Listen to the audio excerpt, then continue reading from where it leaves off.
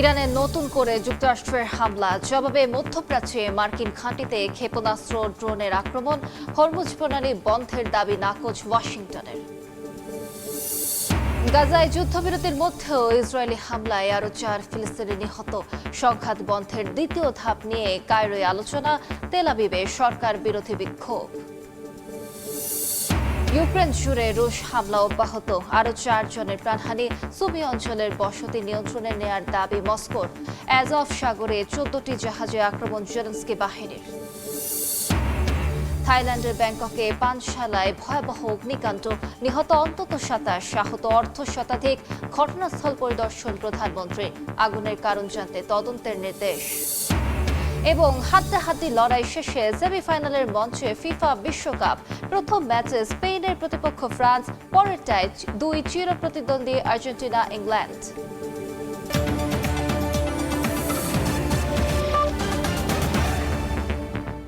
আন্তর্জাতিক সময়ের সঙ্গে আছি আমি আলিশা ইসলাম। ইরানে নতুন করে মার্কিন হামলায় অন্তত 1 জন নিহত ও 2 জন আহত হয়েছেন। যুক্তরাষ্ট্রের আক্রমণ ঘোষণার পরে দেশটির বিভিন্ন স্থানে একাধিক বিস্ফোরণের খবর জানিয়েছে ইরানের রাষ্ট্রীয় টেলিভিশন। এর আগে মধ্যপ্রাচ্যের মার্কিন ঘাঁটিতে ক্ষেপণাস্ত্র ও ড্রোন দিয়ে প্রতিশোধমূলক হামলার দাবি করে আইআরজিসি। অন্যদিকে ইরান আবারও হরমুজ বন্ধের কথা জানালেও যুক্তরাষ্ট্রের দাবি প্রণালী উন্মুক্তই আছে। ইরানে নতুন করে হামলা চালানোর দাবি করেছে যুক্তরাষ্ট্রের central commander CENTCOM. President Donald ট্রাম্পের নির্দেশেই এই অভিযান পরিচালনা করা হয় বলে দাবি সেন্টকমের। এর লক্ষ্য হরমুজ প্রণালীতে বাণিজ্যিক জাহাজ চলাচলে ইরানের বাধা দেওয়ার সক্ষমতা দুর্বল করা। যুক্তরাষ্ট্রের নতুন করে হামলা ঘোষণার পর ইরানের কেশব দ্বীপ, জাস্ক, সিরিক এবং বন্দর আব্বাসের পশ্চিমাঞ্চলে একাধিক বিস্ফোরণের খবর দিয়েছে দেশটির রাষ্ট্রীয় টেলিভিশন। তবে সবশেষ মার্কিন হামলায় এখন পর্যন্ত হতাহতের খবর পাওয়া যায়নি। আবাসিক ও বাণিজ্যিক স্থাপনাতেও উল্লেখযোগ্য কোনো ক্ষয়ক্ষতির তথ্য পাওয়া যায়নি। এদিকে জর্ডানের একটি মার্কিন ঘাঁটিতে হামলা চালানোর দাবি করেছে ইরান। একই সময়ে সংযুক্ত আরব আমিরাত, কাতার, কুয়েত, ওমান ও বাহরাইন জানিয়েছে তারা ইরান থেকে ছোড়া ক্ষেপণাস্ত্র ও ড্রোন প্রতিহত করেছে। অন্যদিকে কুয়েত জানিয়েছে তাদের 3টি সীমান্ত কেন্দ্র এবং একটি অফশোর তেল উত্তোলন প্ল্যাটফর্মে হামলায় অবকাঠামোগত ক্ষতি হয়েছে এবং 1 জন কর্মী আহত হয়েছেন। ইরানের রাষ্ট্রীয় টেলিভিশন জানায় কর্তৃপক্ষের সিদ্ধান্ত অনুযায়ী হরমুজ প্রণালী আবারও বন্ধ করা হয়েছে। তাদের দাবি মার্কিন বাহিনীর সাম্প্রতিক অবৈধ তৎপরতার কারণে এই নৌপথে জাহাজ চলাচল আপাতত সম্ভব নয়। তবে যুক্তরাষ্ট্র বলছে আন্তর্জাতিক এই নৌপথ এখনও উন্মুক্ত রয়েছে। বরকতুল্লাহ, সময় সংবাদ। যুদ্ধবিরতি কার্যকর থাকলেও গাজায় থামছে না ইসরায়েলি বর্বরতা। গাজা সিটির সাবরা এলাকায় ইসরায়েলি ড্রোন হামলায় অন্তত 4 ফিলিস্তিনি নিহত হয়েছেন। এছাড়া মধ্য গাজার শরণার্থী শিবিরে হামলায় শিশুসহ বেশ কয়েকজনের প্রাণহানির ঘটনা ঘটেছে। এমন পরিস্থিতিতে যুদ্ধবিরতির দ্বিতীয় ধাপ বাস্তবায়নে কায়রোতে নতুন করে আলোচনায় বসেছে হামাস। এদিকে তেল আবিবে সরকার বিরোধী বিক্ষোভ করেছেন শত শত মানুষ। স্থানীয় সময় রোববার মধ্য গাজার আল বুরেইজ শরণার্থী শিবিরের পূর্বাঞ্চলে ইসরায়েলি বাহিনীর গুলিতে 9 বছর বয়সী এক শিশু নিহত হয়। একই দিনে গাজা সিটির সাবরা এলাকায় একটি লৌহ শিল্প কারখানায় ইসরায়েলের ড্রোন হামলায় হতাহত হন আরও বেশ কয়েকজন ফিলিস্তিনি। ইসরায়েলি সেনাবাহিনী হামলার কথা স্বীকার করে জানায় সন্ত্রাসী অবকাঠামো লক্ষ্য করে এই অভিযান চালানো হয়েছে। এর আগে ইসরায়েলি হামলায় আহত এক ফিলিস্তিনি চিকিৎসাধীন অবস্থায় মারা যান। মার্কিন প্রেসিডেন্ট ডোনাল্ড ট্রাম্পের গাজা শান্তি পরিকল্পনার দ্বিতীয় ধাপ বাস্তবায়ন নিয়ে মিশরের কায়রোতে নতুন দফায় আলোচনা করছেন হামাস নেতারা। এতে হামাসের নিরস্ত্রীকরণ এবং ইসরায়েলি সেনা প্রত্যাহারের বিষয় থাকলেও এখন পর্যন্ত কোনো অগ্রগতির খবর মেলেনি। যুদ্ধবিরতি কার্যকর থাকলেও গাজায় অব্যাহতভাবে বিমান হামলা চালাচ্ছে ইসরায়েলি বাহিনী। উপত্যকার স্বাস্থ্য কর্তৃপক্ষের তথ্য অনুযায়ী ইসরায়েলি অভিযানে এখন পর্যন্ত 73,000-এর বেশি ফিলিস্তিনি নিহত এবং প্রায় 1,74,000 মানুষ আহত হয়েছেন। ধ্বংসস্তূপের নিচ থেকে এখনও চলছে মরদেহ উদ্ধারের কাজ। অন্যদিকে তেল আবিবের হাবিমা স্কোয়ারে সাপ্তাহিক সরকার বিরোধী বিক্ষোভে অংশ নেয় শত শত মানুষ। গাজায় যুদ্ধ, ফিলিস্তিনি ভূখণ্ডের দখলদারিত্ব এবং প্রধানমন্ত্রী বিনিয়ামিন নেতানিয়াহু সরকারের নীতির সমালোচনা করেন তারা। যুদ্ধের অবসান, জিম্মিদের মুক্তি এবং ফিলিস্তিন প্রশ্নে রাজনৈতিক সমাধানের আহ্বান জানান বিক্ষোভকারীরা। বরকতুল্লাহ, সময় সংবাদ। মধ্যপ্রাচ্যে পশ্চিমা স্বার্থ রক্ষা, শক্তিশালী লবিং এবং মূলধারার গণমাধ্যমের একপেশে প্রচারণার কারণে ইসরায়েল দীর্ঘদিন রাজনৈতিক সুরক্ষা ও গ্রহণযোগ্যতা পেয়েছে। বিশ্লেষকরা মনে করছেন, সামাজিক যোগাযোগ মাধ্যমের উত্থানে প্রথাগত সেই একচেটিয়া মিথ্যা বয়ান এখন চ্যালেঞ্জের মুখে। আন্তর্জাতিক রাজনীতিতে কেবল সামরিক শক্তি শেষ কথা নয়, সমান গুরুত্বপূর্ণ হলো বয়ানের যুদ্ধ বা ন্যারেটিভ তৈরি করা। দশকের পর দশক ধরে মধ্যপ্রাচ্যের সংঘাতে ইসরায়েলের সরকারি বক্তব্য ও অবস্থান আন্তর্জাতিক অঙ্গনে, বিশেষ করে পশ্চিমা বিশ্বে গ্রহণযোগ্যতার পাশাপাশি রাজনৈতিক সুরক্ষা পেয়ে এসেছে। বিশ্লেষকরা মনে করেন, পশ্চিমা বিশ্ব ও যুক্তরাষ্ট্রের মধ্যপ্রাচ্যে ভূরাজনৈতিক ও অর্থনৈতিক স্বার্থ রক্ষার জন্য তেল আবিবকে একটি নির্ভরযোগ্য ঘাঁটি হিসেবে বিবেচনা করে। এ কারণে পশ্চিমা নীতি নির্ধারকদের কাছে ইসরায়েলের নিরাপত্তা ও তাদের দেওয়া বক্তব্যকে রক্ষা করা অনেকটা নিজেদের স্বার্থ রক্ষার মতোই। দ্বিতীয় কারণ হলো, যুক্তরাষ্ট্র ও ইউরোপের রাজনীতিতে ইসরায়েলপন্থী লবিং গ্রুপগুলো অত্যন্ত সুসংগঠিত এবং অর্থনৈতিকভাবে শক্তিশালী। তারা নীতি নির্ধারক, বুদ্ধিজীবী এবং থিঙ্ক ট্যাঙ্কগুলোকে প্রভাবিত করতে সক্ষম।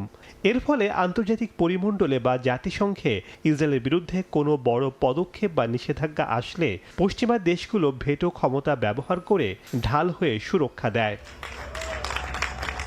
অন্যদিকে পশ্চিমা মূলধারার সংবাদ মাধ্যমগুলোর একটি বড় অংশ ঐতিহাসিকভাবে ইসরায়েলের দাবি অনুযায়ী আত্মরক্ষার অধিকার নামক মিথ্যা বয়ানকে প্রাথমিক সত্য হিসেবে প্রতিষ্ঠিত করেছে। আবার আন্তর্জাতিক অঙ্গনে ইসরায়েলের সমালোচকদের ইহুদি বিদ্বেষী তকমা দিয়ে মুখ বন্ধের চেষ্টা করা হয়। তবে বর্তমান ডিজিটাল যুগে, বিশেষ করে সামাজিক যোগাযোগ মাধ্যমের উত্থানে, এই প্রথাগত বানোয়াট বয়ানের একচেটিয়া আধিপত্য বড় চ্যালেঞ্জের মুখে পড়েছে। মূলধারার গণমাধ্যমের ফিল্টার ভেদ করে বাস্তব চিত্র এখন সরাসরি বিশ্ববাসীর সামনে উঠে আসছে, যার ফলে কেবল ইসরায়েল সরকারের বিবৃতি অনুযায়ী সত্যকে আড়াল করা দিন দিন কঠিন হয়ে উঠছে। শেখ সাদি মারজান, সময় সংবাদ। অ্যাজভ সাগরে রাশিয়ার 14টি জাহাজে আক্রমণের দাবি করেছে ইউক্রেন। কয়েকদিনের ব্যবধানে অন্তত 90টি জাহাজ লক্ষ্যবস্তু হওয়ার পর গুরুত্বপূর্ণ এই নৌপথে চলাচল স্থগিত করেছে মস্কো। একই সঙ্গে রাশিয়ার সিজরান তেল শোধনাগারে ইউক্রেনের হামলায় ভয়াবহ আগুন লাগার ঘটনা ঘটে। অন্যদিকে ইউক্রেনের বিভিন্ন অঞ্চলে রাশিয়ার হামলায় অন্তত 4 জন নিহত হয়েছেন। একই সঙ্গে সুমি অঞ্চলের আরও একটি বসতির নিয়ন্ত্রণ নেয়ার দাবি করেছে মস্কো। আজব সাগরে অভিযান চালিয়ে 10টি তেলবাহী ট্যাঙ্কার ও 4টি ফেরিতে হামলা চালানোর দাবি করেছে ইউক্রেনের ড্রোন বাহিনী। পাশাপাশি রাশিয়ার সিজরানে একটি বড় তেল শোধনাগার এবং ক্রিমিয়ার কয়েকটি বিদ্যুৎ উৎপাদন কেন্দ্রেও আঘাত হানার কথা জানিয়েছে তারা। এসব হামলার পর আজব সাগরের সঙ্গে সংযুক্ত ডন আজব খাল দিয়ে জাহাজ চলাচল স্থগিত করেছে রাশিয়া। ইউক্রেনের কর্মকর্তাদের দাবি, হামলায় কের্চ প্রণালীর মাধ্যমে রাশিয়ার সরবরাহ ব্যবস্থায় বড় ধরনের চাপ পড়েছে এবং অধিকৃত দক্ষিণ ইউক্রেন থেকে পণ্য পরিবহনও বাধাগ্রস্ত হচ্ছে। এদিকে রাশিয়ার সিজরান তেল শোধনাগারে ড্রোন হামলার পর সেখানে ভয়াবহ অগ্নিকাণ্ড ঘটে। স্থানীয় বাসিন্দারা বিস্ফোরণের শব্দ এবং আকাশ জুড়ে কালো ধোঁয়া দেখতে পান। একই সময়ে ক্রিমিয়াগামী স্থল ও নৌপথেও একের পর এক হামলা চালাচ্ছে ইউক্রেন। এতে জ্বালানি সংকট, বিদ্যুৎ বিভ্রাট এবং সরবরাহ ব্যবস্থায় অস্থিরতা তৈরি হয়েছে বলে জানায় স্থানীয় সূত্র। ইউক্রেনের দাবি, এসব হামলার লক্ষ্য রাশিয়ার জ্বালানি অবকাঠামো ও সামরিক রসদ সরবরাহ দুর্বল করা। এছাড়া অধিকৃত ক্রিমিয়াকে বিচ্ছিন্ন করে ফেলাও তাদের টার্গেট। অন্যদিকে ইউক্রেনের বিভিন্ন অঞ্চলে হামলা অব্যাহত রেখেছে রাশিয়া। সর্বশেষ দনিপ্রোপেত্রোভস্ক ও খেরসনে রুশ হামলায় বেশ কয়েকজন নিহত হন। একই সঙ্গে সুমি অঞ্চলে একটি বসতির নিয়ন্ত্রণ নেওয়ার দাবি করেছে মস্কো।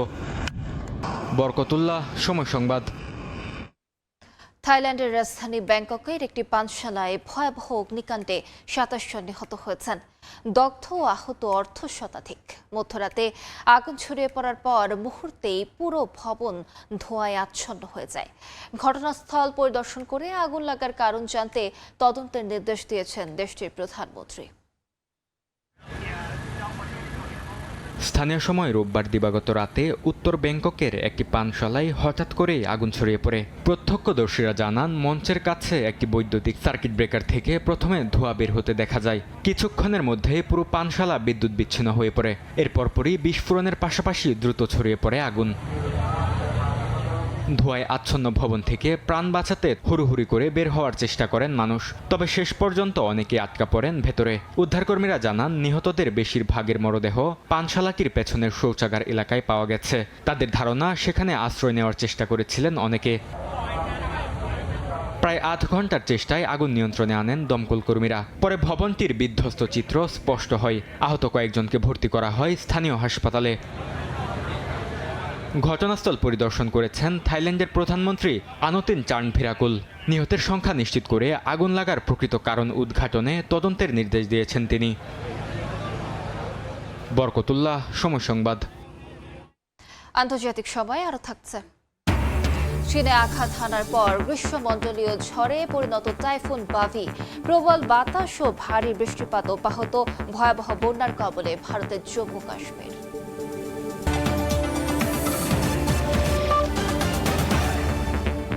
কঠিন লড়াই পেরিয়ে শেষ চারে এখন ফিফা বিশ্বকাপ। ইতিহাসে প্রথমবারের মতো সেমিফাইনালে খেলবে ফিফা র্যাঙ্কিংয়ের শীর্ষ 4 দল। প্রথম সেমিতে স্পেনের প্রতিপক্ষ ফ্রান্স। ডালাস স্টেডিয়ামে ম্যাচ শুরু হবে মঙ্গলবার বাংলাদেশ সময় দিবাগত রাত 1টায়। দ্বিতীয় সেমিতে বর্তমান চ্যাম্পিয়ন আর্জেন্টিনা মুখোমুখি হবে ইংল্যান্ডের। আটলান্টা স্টেডিয়ামে এই দু দলের মহারণ শুরু হবে বুধবার দিবাগত রাত 1টায়।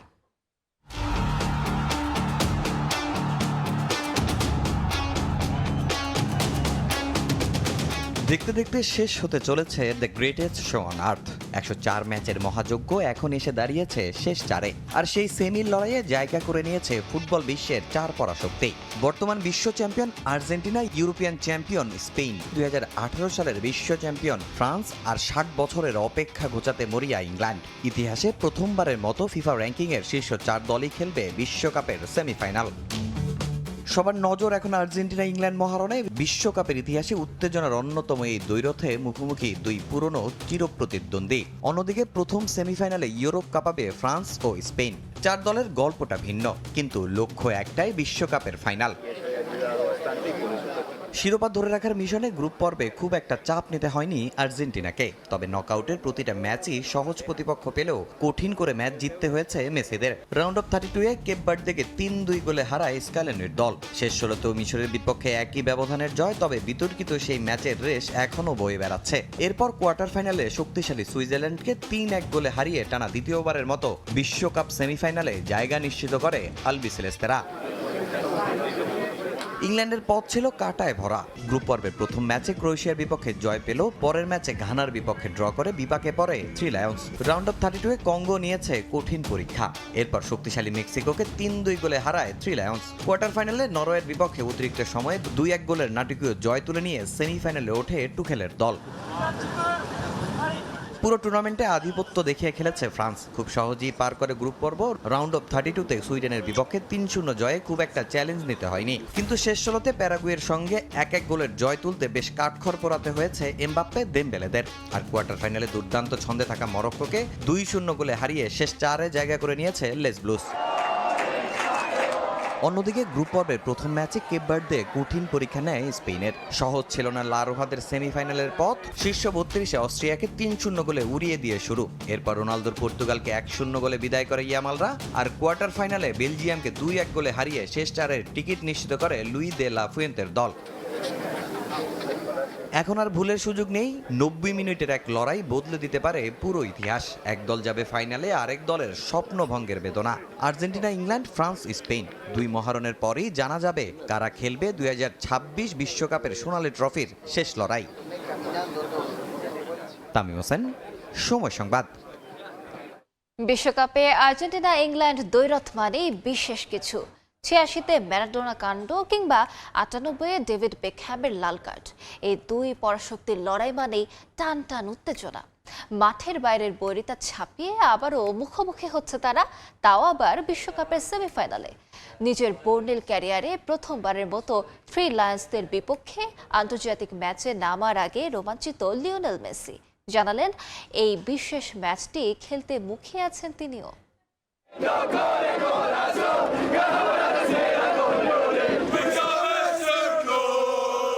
কোয়ার্টার ফাইনালের নাটকীয়তা শেষ, এবার আরও বড় রোমাঞ্চের অপেক্ষায় বিশ্বকাপ। ইতিহাসের সবচেয়ে বড় বিশ্বকাপে বুধবার সেমির মঞ্চে মুখোমুখি দুই চিরবৈরী প্রতিপক্ষ আর্জেন্টিনা আর ইংল্যান্ড।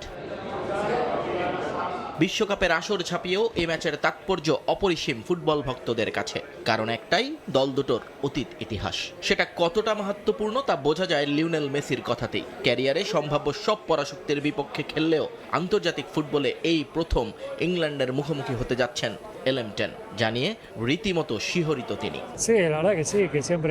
হ্যাঁ, এটা সত্যি। বড় দলগুলোর বিপক্ষে খেলাটা সব সময় স্পেশাল। ইংল্যান্ডের বিপক্ষে খেলার সুযোগ আমার আগে কখনো হয়নি, এবারই প্রথম। তাই বিশ্বকাপের সেমিফাইনালের এই ম্যাচটি ভীষণ স্পেশাল হতে যাচ্ছে। এখন আমাদের বিশ্রাম নিতে হবে এবং ম্যাচের জন্য প্রস্তুতি নিতে হবে। আমরা অনেক পরিশ্রম করে একটা লম্বা ম্যাচ খেলে এসেছি, তাই স্বাভাবিকভাবেই ক্লান্তি কিছুটা প্রভাব ফেলবে। কোয়ার্টার ফাইনালের ট্যাকটিক্যাল লড়াইয়ে আর্জেন্টিনা নিজেদের সামর্থ্যের প্রমাণ দিয়েছে। মাঝমাঠের দখল ধরে রেখে ফাঁকা জায়গা তৈরি করা এবং বল পজিশন ধরে রাখার যে কৌশলী ফুটবল আলবেসিলেস্তারা খেলেছে তা সেমিফাইনালের আগে বড় এক আত্মবিশ্বাস দিয়েছে দলকে। মাঠের সেই রণকৌশল আর দলের লড়াকু মানসিকতা নিয়ে মেসিও বেশ উচ্ছ্বসিত। আমার মনে হয় এই দলটা সব সময় লড়াই করে, সব সময় ইতিবাচক ফলের খুঁজে থাকে। সেমিফাইনালের মঞ্চে চাপ বেশি থাকবে সেটা আমরা জানি। ইংলিশ দর্শকরাও একটা বড় ফ্যাক্টর হবে, কিন্তু সবাই এসব সামলাতে অভিজ্ঞ। আমার মনে হয় না এগুলো কোনো সমস্যা তৈরি করবে, তবে ইংল্যান্ড ম্যাচ সহজ হবে না। ঐতিহাসিকভাবেই দুই দলের মাঠের লড়াইয়ে জড়িয়ে আছে ফুটবল ইতিহাসের কিছু চিরস্মরণীয় অধ্যায়। ম্যারাডোনার হাত দিয়ে গোল কিংবা গোল অব দ্য সেঞ্চুরি যেমন ইংলিশ সমর্থকদের এখনো পোড়ায়, তেমনি মাঠের বাইরের পুরনো ইতিহাসও এ ম্যাচের উত্তেজনা বাড়িয়ে দেয় বহু গুণ। তবে মাঠের বাইরের এসব ইতিহাসকে একপাশে রেখে সমর্থক আর ফুটবলাররা ভাবছেন কেবলই মাঠের পারফরমেন্স নিয়ে। তবে প্রতিপক্ষ যখন ইংল্যান্ড আর মঞ্চ যখন বিশ্বকাপের সেমিফাইনাল, তখন প্রেরণার কোনো অভাব থাকার কথা নয়। নিয়ন মোহাইমিন, সময় সংবাদ। চীনের পূর্বাঞ্চলে আঘাত হানার পর টাইফুন বাভি গ্রীষ্মমণ্ডলীয় ঝড়ে পরিণত হয়েছে। বিস্তীর্ণ এলাকায় প্রবল বাতাস ও ভারী বৃষ্টিপাত অব্যাহত আছে। অন্যদিকে আকস্মিকভাবে ব্যাপক বৃষ্টিতে ভয়াবহ বন্যার কবলে পড়েছে ভারতের জম্মু কাশ্মীর। টাইফুন বাভি দুর্বল হয়ে ঝড়ে রূপ নিলেও কাটেনি দুর্ভোগ। চীনের পূর্বাঞ্চল জেজিয়াং প্রদেশে আঘাত হানার কয়েক ঘন্টার মধ্যেই টাইফুন বাভি গ্রীষ্মমণ্ডলীয় ঝড়ে পরিণত হয়। ফলে পূর্ব ও উত্তর পূর্ব চীনের বিস্তীর্ণ এলাকায় প্রবল বাতাস ও ভারী বৃষ্টিপাত অব্যাহত রয়েছে। শনিবার রাতে তাইঝো এবং রোববার ভোরে ওয়াইনঝো শহরের কাছে দ্বিতীয়বার স্থলভাগে আঘাত হানে বাভি। পরে উত্তর ও পশ্চিম দিকে অগ্রসর হয়ে আনহুই প্রদেশের দিকে যেতে যেতে আরও দুর্বল হয়ে পড়ে ঝড়টি। তবে আবহাওয়া কর্তৃপক্ষ আগামী দুদিনেও ভারী থেকে অতি ভারী বৃষ্টির সতর্কতা জারি করেছে। বাভির প্রভাবে সবচেয়ে বেশি ক্ষতিগ্রস্ত হয়েছে জেজিয়াং প্রদেশ, যেখানে 22 লাখের বেশি মানুষকে নিরাপদ আশ্রয়ে সরিয়ে নেওয়া হয়েছে। এছাড়াও সাংহাই ও ফুজিয়ান থেকেও কয়েক লাখ বাসিন্দাকে নিরাপদ স্থানে সরিয়ে নেওয়া হয়েছে। জেজিয়াং এর উপকূলীয় শহর ওয়েংচিংয়ে ঝড়ে 1300-এরও বেশি গাছ ভেঙে পড়েছে, যার মধ্যে শত শত গাছ শিকড় সহ উপড়ে গেছে। ঝড়ের কারণে সাংহাইয়ের 2 আন্তর্জাতিক বিমানবন্দরে প্রায় 650-টিরও বেশি ফ্লাইট বাতিল করা হয়। এদিকে ভারতের কাশ্মীরে নতুন করে বিপর্যয় ডেকে এনেছে আকস্মিক মেঘ ভাঙা বৃষ্টি। অনন্তনাগ ও পেহেলগাম এলাকায় রোববার ভয়াবহ আকস্মিক বন্যায় তলিয়ে গেছে মাঠ, ফসলি জমি ও ফলের বাগান। প্রবল স্রোতে উপড়ে গেছে বহু গাছ, ক্ষতিগ্রস্ত হয়েছে কৃষি জমি ও স্থানীয় অবকাঠামো। বিশেষজ্ঞদের মতে চলতি বছর জুন মাসে ভারতীয় ইতিহাসে অন্যতম শুষ্ক মাস হওয়ার পর এমন চরম আবহাওয়ার ঘটনা কৃষি উৎপাদন ও অর্থনীতির জন্য নতুন উদ্বেগ তৈরি করেছে। শিউলি রোসা, সময় সংবাদ। তীব্র দাবদাহের মধ্যে ইউরোপ ও উত্তর আফ্রিকা জুড়ে ভয়াবহ দাবানল ছড়িয়ে পড়েছে। স্পেনে দাবানলে প্রাণহানির পাশাপাশি পুড়ে গেছে প্রায় 16,500 একর বনভূমি। সরিয়ে নেওয়া হয়েছে 1,500-এর বেশি মানুষ। আগুন লাগিয়ে দাবানল সৃষ্টির অভিযোগে ফ্রান্সে 32 জনকে আটক করেছে পুলিশ। মরক্কোতেও আগুন নিয়ন্ত্রণে লড়ছে কর্তৃপক্ষ। এদিকে দাবানল শনাক্ত করতে নতুন স্যাটেলাইট উৎক্ষেপণ করেছে যুক্তরাষ্ট্র। কিছুতেই নিয়ন্ত্রণে আসছে না স্পেনের দক্ষিণ পূর্বাঞ্চলের দাবানল। আলমেরিয়া প্রদেশে আগুন গ্রাস করে চলেছে বিস্তীর্ণ বনভূমি। পুড়ে গেছে 16,300 একরের বেশি বনভূমি। নিরাপদ স্থানে সরিয়ে নেওয়া হয়েছে 1,500-এর বেশি মানুষকে। আগুন নিয়ন্ত্রণে কাজ করে চলেছেন 5 শতাধিক দমকল কর্মী। লস গালিয়ার্দোস এলাকার কাছে শুরু হওয়া এই দাবানলে বেশ কয়েকজনের মৃত্যুর খবর পাওয়া গেছে। আহতদের মধ্যে কয়েকজনের অবস্থা গুরুতর হওয়ায় প্রাণহানি আরও বাড়তে পারে বলে আশঙ্কা করা হচ্ছে। দাবানল ছড়িয়ে পড়েছে ফ্রান্সেও। লোকালয়ের কাছে আগুন ছড়িয়ে পড়ায় সরিয়ে নেওয়া হয়েছে 10,000 মানুষকে। বিভিন্ন স্থানে আগুন নিয়ন্ত্রণ, ঝুঁকিপূর্ণ এলাকা থেকে মানুষ সরিয়ে নেয়া এবং আগুনের উৎস শনাক্তে দেশ জুড়ে কাজ করছে ফ্রান্সের নিরাপত্তা বাহিনী। এরই মধ্যে বিভিন্ন অঞ্চলে আগুন লাগিয়ে দাবানল সৃষ্টির অভিযোগে কয়েকজনকে আটক করেছে পুলিশ। তাদের বিরুদ্ধে কঠোর আইনি ব্যবস্থা নেওয়ার হুঁশিয়ারি দিয়েছে দেশটির সরকার। উত্তর আফ্রিকার দেশ মরক্কো দক্ষিণ পূর্বাঞ্চলের এর রাশিদিয়া প্রদেশেও দেখা দিয়েছে দাবানল। এরই মধ্যে আফুস মরুদ্যানে ছড়িয়ে পড়েছে আগুন। তাপমাত্রা 46 ডিগ্রি সেলসিয়াস পর্যন্ত পৌঁছানোর পূর্বাভাস থাকায় দেশের 12টি প্রদেশে সর্বোচ্চ সতর্কতা জারি করেছে কর্তৃপক্ষ। বাড়তে থাকা দাবানল মোকাবিলায় প্রযুক্তি নির্ভর উদ্যোগও জোরদার করা হচ্ছে। ছোট ছোট আগুন দ্রুত শনাক্ত ও পর্যবেক্ষণে যুক্তরাষ্ট্রের ক্যালিফোর্নিয়া অঙ্গরাজ্য ও আর্থ ফায়ার অ্যালায়েন্স যৌথভাবে ফায়ার সেট নামে 3টি স্যাটেলাইট উৎক্ষেপণ করেছে। বর্তমানে পরীক্ষামূলক কার্যক্রম চললেও 2030 সালের মধ্যে 50টির বেশি ফায়ার সেট কক্ষপথে স্থাপনের পরিকল্পনা রয়েছে। বিশেষজ্ঞদের আশা, এই প্রযুক্তি বড় দাবানলের রূপ নেয়ার আগেই আগুন দ্রুত শনাক্ত করে ব্যবস্থা নিতে সহায়তা করবে। নাসরিন রুমি, সময় সংবাদ। আন্তর্জাতিক সময় আর থাকছে। মার্কিন গোয়েন্দা সংস্থা সিআইএতে ট্রাম্প প্রশাসনের হস্তক্ষেপের অভিযোগ। পছন্দমতো সিদ্ধান্তে পৌঁছানোর চাপে ক্ষুব্ধ কর্মকর্তারা সংস্থার জরিপে বিস্ফোরক তথ্য। ভেনেজুয়েলায় ভয়াবহ ভূমিকম্পের 2 সপ্তাহ পরও নিহতদের উদ্ধারে চলছে অভিযান। ভূমিকম্পে নিহতের সংখ্যা বেড়ে দাঁড়িয়েছে 4,333 জনে। এদিকে দুর্গন্ধ, দূষণ ও বিশুদ্ধ পানির সংকটে রোগবালাই ছড়িয়ে পড়ার আশঙ্কা জানিয়েছে বিশ্ব স্বাস্থ্য সংস্থা। ভেনেজুয়েলায় ভূমিকম্পে সবচেয়ে ক্ষতিগ্রস্ত লাগোয়াইরা এলাকায় ধ্বংসস্তূপ সরিয়ে নিখোঁজদের উদ্ধারে কাজ চালিয়ে যাচ্ছেন উদ্ধারকর্মী, স্বেচ্ছাসেবক ও স্বজনরা। প্রিয়জনদের খুঁজে না পাওয়া পর্যন্ত ঘটনাস্থল ছাড়বেন না বলেও জানান অনেকে। তবে দায়িত্বরতরা বলছেন, সময় গড়ানোর সঙ্গে সঙ্গে উদ্ধার অভিযান আরও কঠিন হয়ে পড়ছে। তীব্র গরম, ধ্বংসের স্তূপ, দূষণ আর চাপা পড়া মরদেহের দুর্গন্ধের মধ্যেই দিনরাত কাজ করছেন উদ্ধারকর্মীরা। তবে ভবন ধসে পড়ার ঝুঁকি এবং অস্বাস্থ্যকর পরিবেশের কারণে নতুন করে চ্যালেঞ্জের মুখে পড়ছে উদ্ধার অভিযান। এদিকে বিশ্ব স্বাস্থ্য সংস্থার আঞ্চলিক শাখা প্যান আমেরিকান হেলথ অর্গানাইজেশন সতর্ক করে বলছে, বিশুদ্ধ পানির সংকট, স্যানিটাইজেশন ব্যবস্থা ভেঙে পড়া এবং স্বাস্থ্যসেবায় বিঘ্নের কারণে ভূমিকম্পে বেঁচে যাওয়া হাজারো মানুষ বড় ধরনের স্বাস্থ্য ঝুঁকিতে রয়েছেন। বিশেষ করে শ্বাসতন্ত্র ও ডায়রিয়াজনিত রোগ ছড়িয়ে পড়ার শঙ্কা করা হচ্ছে। পরিস্থিতি মোকাবেলায় ভেনেজুয়েলার স্বাস্থ্য মন্ত্রণালয়ের সঙ্গে যৌথভাবে রোগ পর্যবেক্ষণ, টিকাদান কার্যক্রম জোরদার এবং অস্থায়ী হাসপাতাল ও আশ্রয় কেন্দ্রগুলোকে আগাম সতর্কবার্তা ব্যবস্থার আওতায় আনার উদ্যোগ নিয়েছে WHO। বরকতুল্লাহ, সময় সংবাদ। দেখছেন আন্তর্জাতিক সময়। ট্রাম্প প্রশাসনের রাজনৈতিক হস্তক্ষেপে যুক্তরাষ্ট্রের গোয়েন্দা সংস্থা সিআইএ এর নিরপেক্ষতা নিয়ে উদ্বেগ বাড়ছে। সংস্থাটির বার্ষিক অভ্যন্তরীণ জরিপে অনেক কর্মকর্তা অভিযোগ করেছেন, সত্য তথ্য অনুসরণের বদলে প্রশাসনের পছন্দমতো সিদ্ধান্তে পৌঁছানোর চাপ বাড়ছে। সাবেক গোয়েন্দা প্রধান তুলসি গ্যাবার্ডের কয়েকটি সিদ্ধান্ত নিয়েও ক্ষোভ প্রকাশ করেছেন তারা। এমন পরিস্থিতিতে সত্য প্রতিবেদন দিলে চাকরি, নিরাপত্তা ও পরিচয় ফাঁসের ঝুঁকি নিয়ে উদ্বিগ্ন অনেক কর্মকর্তা।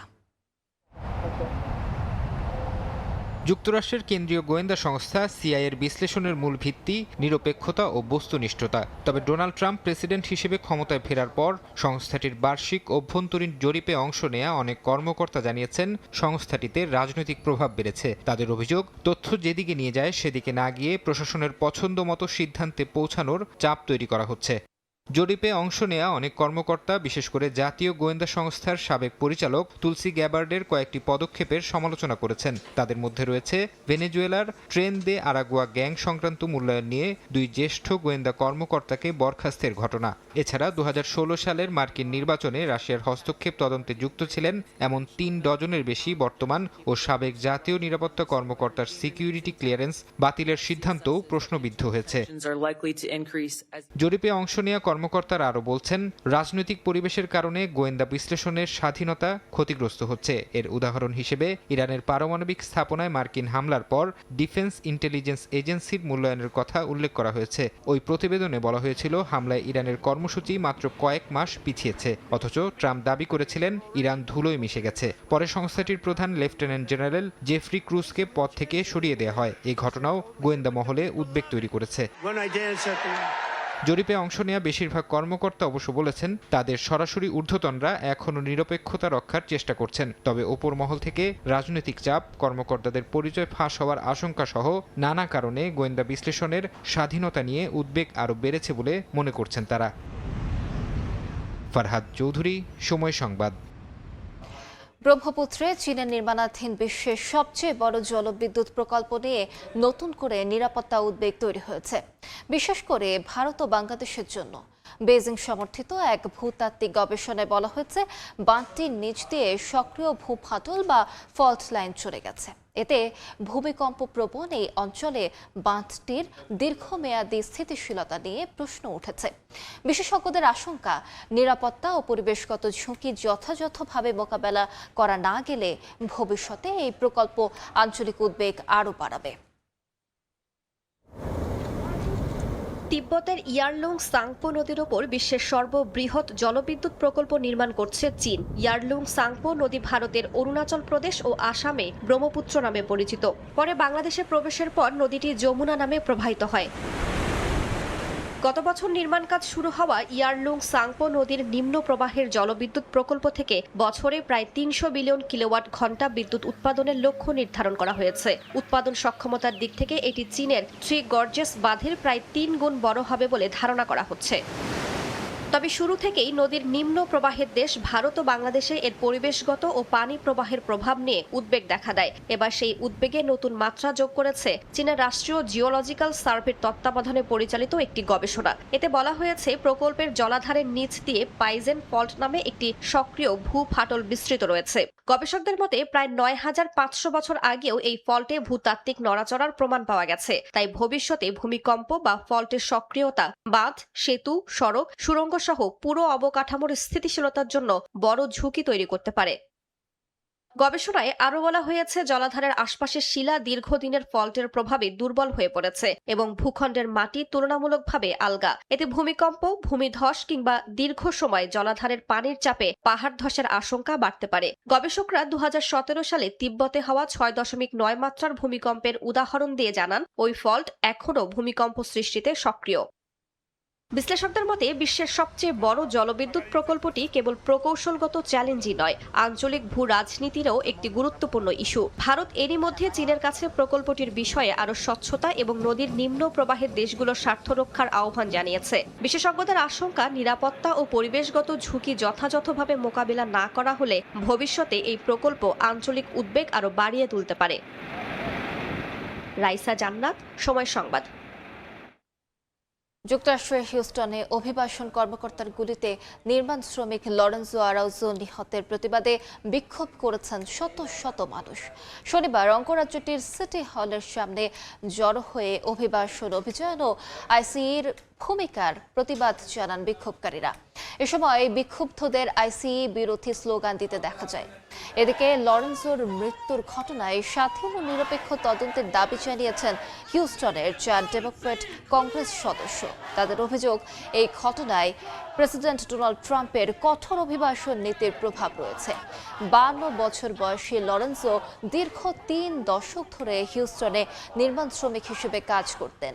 গেল মঙ্গলবার কর্মস্থলে যাওয়ার পথে আইসিই কর্মকর্তার গুলিতে তিনি নিহত হন।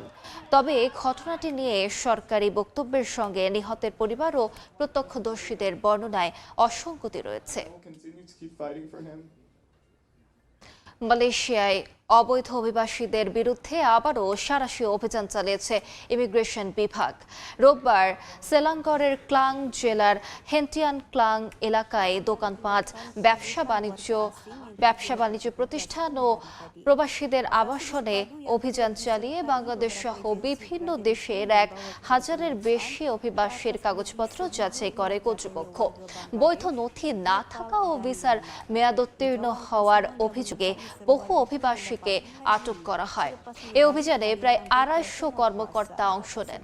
পাশাপাশি অবৈধ অভিবাসীদের আশ্রয়দাতা ও নিয়োগকর্তাদেরও চিহ্নিত করা হচ্ছে বলে জানা গেছে।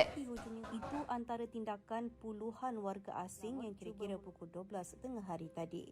Operasi bersepadu yang এবার কিশোরীকে সংঘবদ্ধ ধর্ষণের ঘটনায় উত্তাল ভারতের রাজস্থান। ঘটনার বিচারের দাবিতে শুক্রবার রাজধানী জয়পুরে বিক্ষোভ করেছে বিরোধী দল কংগ্রেস।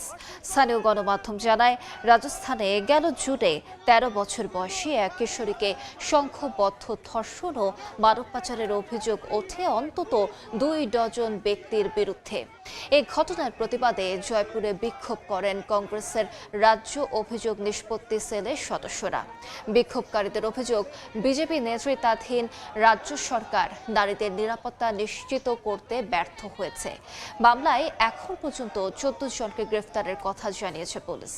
এদিকে পশ্চিমবঙ্গেও চলতি মাসের শুরুতে 11 বছর বয়সী এক শিশুকে ধর্ষণের পর হত্যার অভিযোগ ঘিরে রাজ্য জুড়ে তীব্র ক্ষোভ ছড়িয়ে পড়েছে।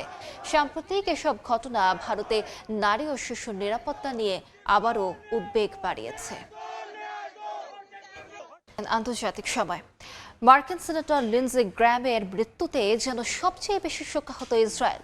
প্রধানমন্ত্রী বেনিয়ামিন নেতানিয়াহু থেকে শুরু করে প্রেসিডেন্ট, মন্ত্রিসভার সদস্যসহ শীর্ষ নেতারা তাকে হারানোয় শোক প্রকাশ করেছেন। তবে প্রশ্ন উঠেছে, লিন্ডসে গ্র্যামের মৃত্যুতে কেন এতটা আবেগ দেখাচ্ছে ইসরায়েল? মার্কিন রিপাবলিকান সিনেটর লিন্ডসে গ্রাহামের মৃত্যুতে গভীর শোক প্রকাশ করেন ইসরায়েলি প্রধানমন্ত্রী বেনিয়ামিন নেতানিয়াহু। ইসরায়েল তার অন্যতম সেরা বন্ধুকে হারিয়েছে বলেও উল্লেখ করেন তিনি। এছাড়া দেশটির প্রেসিডেন্ট, প্রতিরক্ষামন্ত্রী, পররাষ্ট্রমন্ত্রী থেকে শুরু করে সাবেক প্রধানমন্ত্রী নাফতালি বেনেটও গ্রাহামকে ইসরায়েলের অকৃত্রিম বন্ধু হিসেবে স্মরণ করেন। দীর্ঘ 2 দশকের বেশি সময় ধরে মার্কিন সিনেটে থাকা গ্রাহাম ছিলেন ইসরায়েলের সবচেয়ে সোচ্চার সমর্থকদের একজন।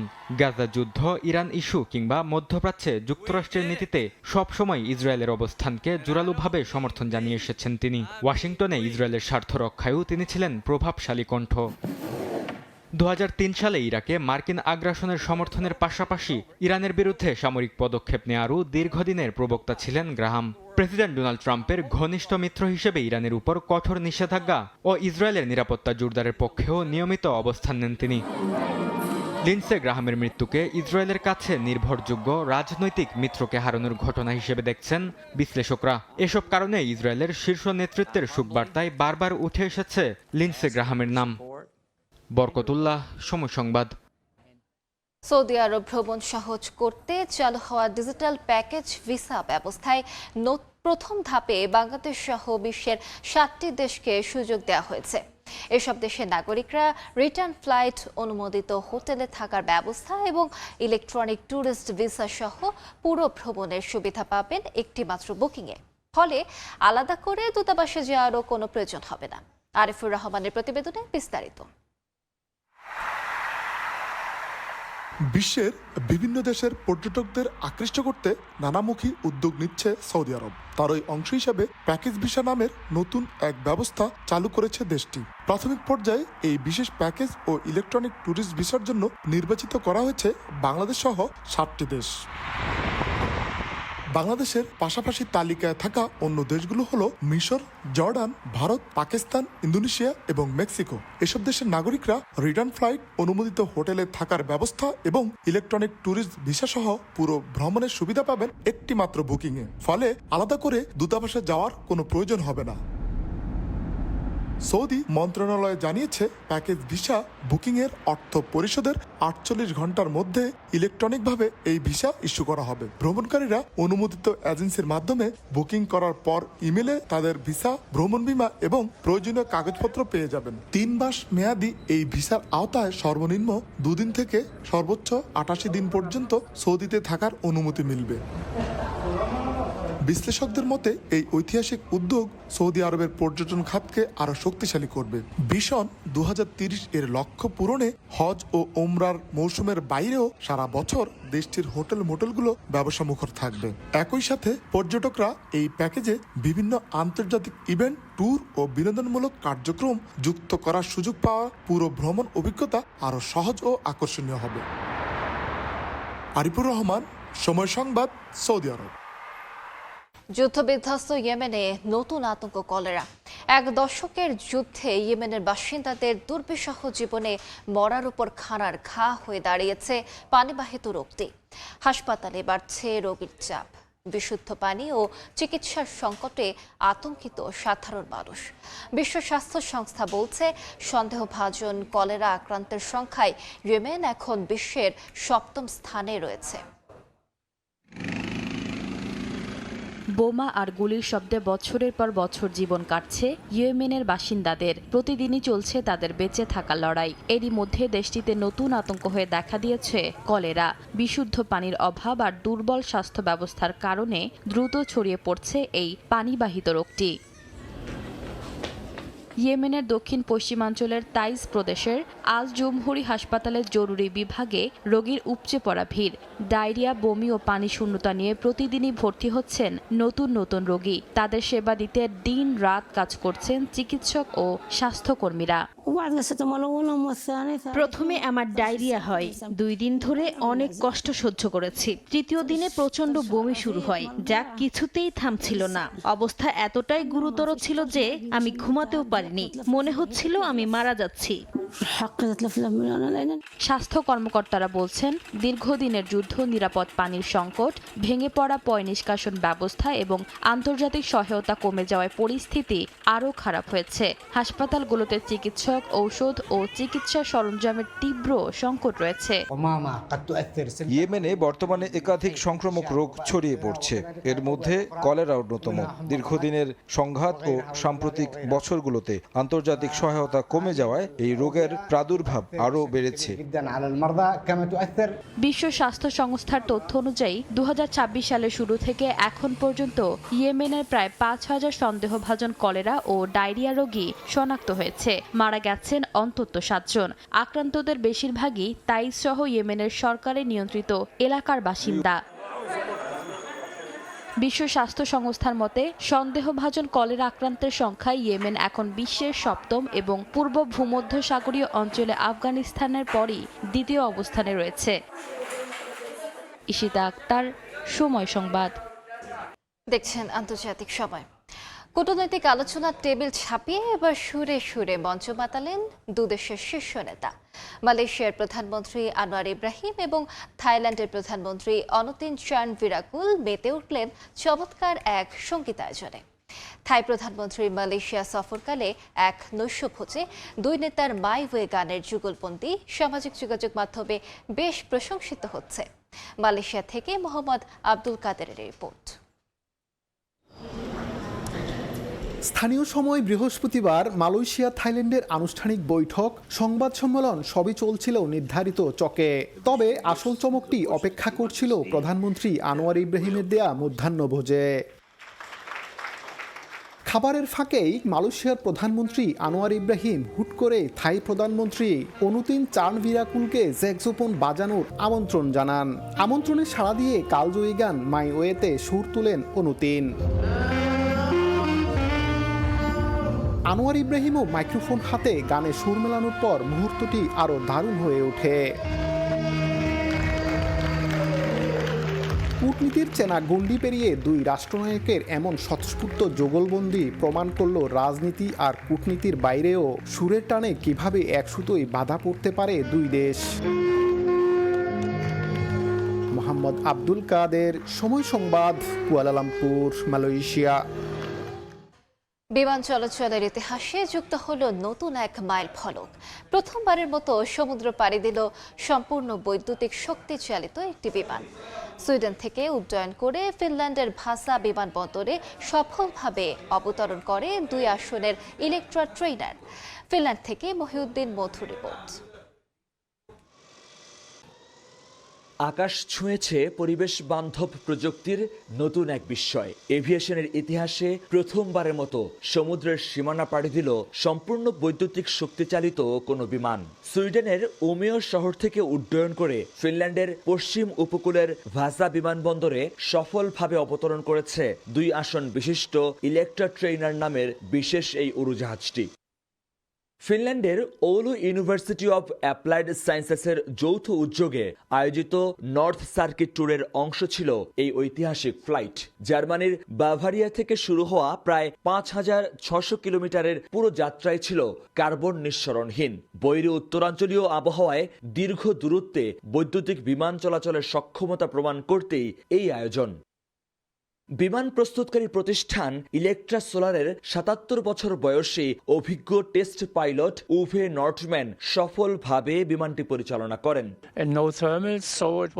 এই বিমানটি কোনো সাধারণ পরীক্ষামূলক যান নয়, এটি বাণিজ্যিকভাবে বাজারে সহজলভ্য। এটি সনাতন ইঞ্জিনের বিমানের তুলনায় অর্ধেকেরও কম বিদ্যুৎ খরচ করে।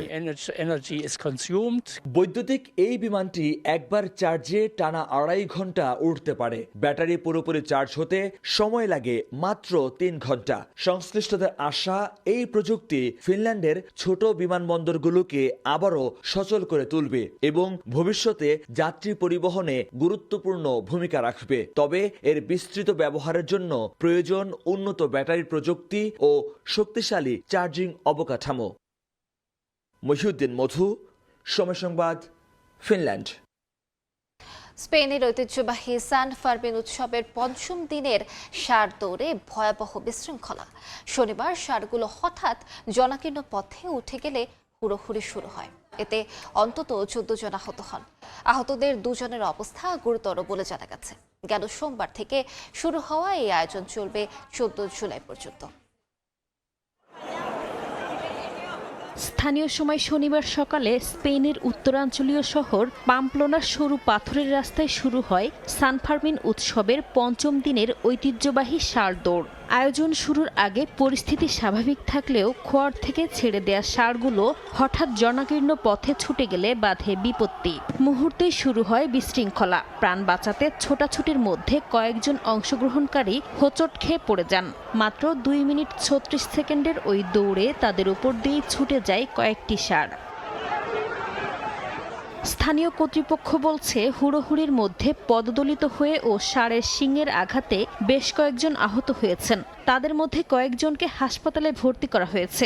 2 জনের অবস্থা গুরুতর বলে জানিয়েছে হাসপাতাল কর্তৃপক্ষ। প্রত্যক্ষদর্শীরা জানান, অনেক দৌড়বিদ শেষ মুহূর্ত পর্যন্ত ষাঁড়গুলো তাদের পেছনে থাকার বিষয়টি বুঝতে পারেনি। ঘটনার তাৎক্ষণিকতা, ভিড় ও বারবার পড়ে যাওয়ার কারণে পুরো পথে একের পর এক ঘটে দুর্ঘটনা। এর আগে সবশেষ 2009 সালে এই আয়োজনে একজন দৌড়বিদ নিহত হয়। এরপর আর প্রাণহানির ঘটনা না ঘটলেও প্রায় প্রতি বছরই ষাঁড়ের শিংয়ের আঘাত, হাড় ভাঙা এবং গুরুতর আহত হতে দেখা গেছে। সান ফার্মিন উৎসবের ইতিহাস কয়েকশো বছরের পুরানো হলেও আন্তর্জাতিক পরিচিতি পায় 1926 সালে মার্কিন সাহিত্যিক আর্নেস্ট হেমিংওয়ের বিখ্যাত উপন্যাস দ্য সান অলসো রাইজেস প্রকাশের পর। এবছর সেই উপন্যাস প্রকাশের 100 বছর পূর্তি উদযাপনের মধ্যেই চলছে উৎসব। প্রতি বছর এই আয়োজন দেখতে ও অংশ নিতে বিশ্বের বিভিন্ন দেশ থেকে ভিড় করেন হাজারো মানুষ। নাসরিন রুমি, সময় সংবাদ। তীব্র দাবদাহে যখন পড়ছে পুরো ইউরোপ, ঠিক তখনই আকস্মিক জোয়ারের পানিতে ভাসল ইতালির ঐতিহ্যবাহী শহর ভেনিস। মধ্য জুলাইয়ের প্রচণ্ড গরমে অসময়ের এই জোয়ার দেখে অবাক স্থানীয় বাসিন্দা সহ প্রবাসী বাংলাদেশিরা। জলবায়ু পরিবর্তনের প্রভাবে বিশ্ব ঐতিহ্যের এই শহরটি বিলুপ্তির শঙ্কায় পড়ছে বলে মনে করছেন বিশেষজ্ঞরা। ইতালি থেকে মাকসুদ রহমানের তথ্যচিত্র রিপোর্ট। সাগরে ভাসমান শহর ইতালির ভেনিস। আড্রিয়াটিক সাগরের বুকে অনিন্দ সৌন্দর্যে ভরা এই শহরটি শতাব্দীর পর শতাব্দী ধরে পর্যটকদের অন্যতম আকর্ষণ। সমুদ্রপৃষ্ঠ থেকে উচ্চতা কম হওয়ায় সামান্য জোয়ারের পানিতেই ভেসে যায় ভেনিসের নিচু এলাকা। বিশেষ করে পানির উচ্চতা 87 সেন্টিমিটার হলেই ডুবে যায় শহরের প্রধান প্রাণকেন্দ্র সান মার্কো স্কয়ার। গত দুদিন এমনভাবেই জোয়ারের পানিতে প্লাবিত হয় ভেনিস। ইউরোপ জুড়ে চলমান তীব্র দাবদাহে যখন বাড়ছে মৃতের সংখ্যা, তখন ভেনিসের এই চিত্র সম্পূর্ণ ভিন্ন।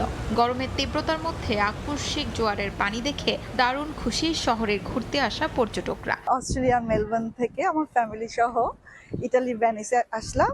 তো ইতালি ভেনিস দেখে আমি একদম মুগ্ধ। পুরা শহর, পুরা ক্যানেল দিয়ে, তো পুরাটা শহর বোট দিয়ে ঘুরতে হয়। ভেনিসে ঘুরতে আসলাম, মনে হচ্ছে জোয়ার পানিতে ভেসে আছি। এমন সুন্দর আবহাওয়া আমি কখনো দেখিনি। অত্যন্ত ভালো লাগতেছে। উপর থেকে বৃষ্টি পড়তেছে, আবার নিচ থেকে জোয়ার পানি গুলো উপরে উঠতেছে। সারা পৃথিবীতে আপনার গরম, সেখানে ভেনিস একটি অন্যরকম আবহাওয়া, সবকিছু মিলিয়ে সবাই আনন্দিত। ভেনিস ইজ ভেরি অসাম, খুবই সুন্দর একটা জায়গা। শহরটিতে গত কয়েক বছরে গড়ে উঠেছে প্রায় 4 শতাধিক বাংলাদেশি মালিকানাধীন ব্যবসা প্রতিষ্ঠান। অসময়ের এই জোয়ারে স্থানীয়দের পাশাপাশি ক্ষতিগ্রস্ত হয়েছেন প্রবাসী বাংলাদেশি ব্যবসায়ীরাও। তবে স্থানীয় সরকারের নিয়ম অনুযায়ী নির্ধারিত উচ্চতার অধিক জোয়ার হলে ক্ষতিগ্রস্ত ব্যবসায়ীদের ক্ষতিপূরণ প্রদান করে ভেনিস প্রশাসন। সাধারণত নভেম্বর থেকে ফেব্রুয়ারি মাসের দিকে ভেনিসে জোয়ারের পানি উঠলেও জুলাইয়ের এই অসময়ের জোয়ারকে গ্রিন হাউস ইফেক্ট বা জলবায়ু পরিবর্তনের প্রভাব বলে মনে করছেন বিশেষজ্ঞরা। জলবায়ু বিপর্যয়ের কারণে এখন বিলুপ্তির আশঙ্কায় রয়েছে এই শহর। সময় সংবাদ, ভেনিস। আন্তর্জাতিক সময়ের শীর্ষ সংবাদগুলো জানিয়ে দিচ্ছে আরেকবার।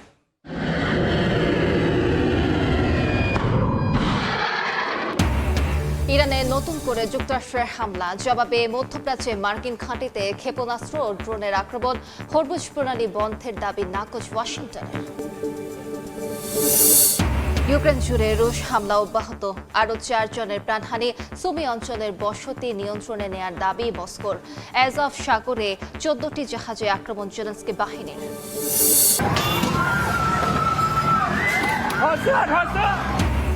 থাইল্যান্ডের ব্যাংককে পানশালায় ভয়াবহ অগ্নিকাণ্ড, নিহত অন্তত 27, আহত অর্ধশতাধিক। ঘটনাস্থল পরিদর্শন প্রধানমন্ত্রীর, আগুনের কারণ জানতে তদন্তের নির্দেশ।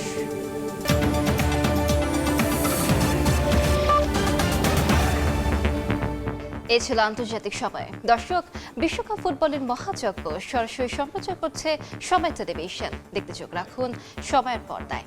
এরপর সকাল 10টার সময় সংবাদের সঙ্গে থাকবেন মাহাদি ইসলাম ধ্রুব। আলিশ, আপনাকে ধন্যবাদ। সকাল 10টার সময় সংবাদ নিয়ে আসছে কিছুক্ষণ পর, সঙ্গেই থাকুন সময়।